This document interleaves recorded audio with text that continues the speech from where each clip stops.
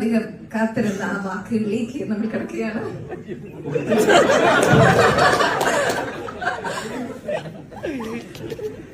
അപ്പൊ എന്തൊക്കെ സംഭവിക്കാൻ പോകുന്നുണ്ട് ഇവിടെ?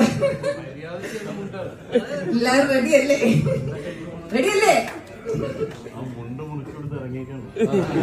കോമഡി പീസാണോ ഇവിടെ?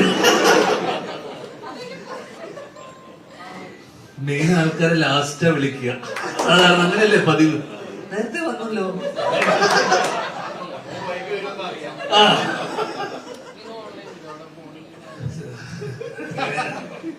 സീരിയസ് ആയിട്ടൊന്നും സംസാരിക്കാൻ അറിയില്ല, എന്നാലും ഒരുപാട് സന്തോഷം.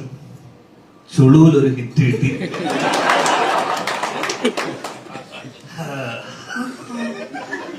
അപ്പോ സാധാരണ ഇങ്ങനൊന്നും എന്റെ സിനിമകൾ സംഭവിക്കാത്തതാണ്.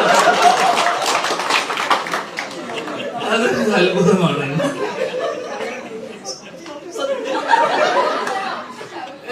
ഞാൻ ചിലപ്പോ കരഞ്ഞു പോകും. സിനിമയിൽ ഏറ്റവും കൂടുതൽ കട്ട് ചെയ്ത് പറഞ്ഞ ഇവന്റെ കോമഡി.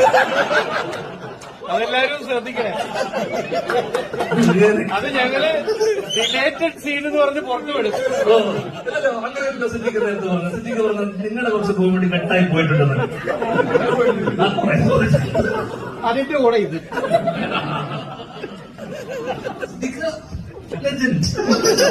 വീട്ടിലിരിക്കാൻ പലരും ആഗ്രഹിക്കുന്നുണ്ട് ഒരു കാര്യം. എന്നെ വർഗീസ് ചേട്ടൻ ആഗ്രഹിച്ചു, ഉണ്ണിയേട്ടൻ ആഗ്രഹിച്ചു. അച്ഛനോട് പോയി പറഞ്ഞു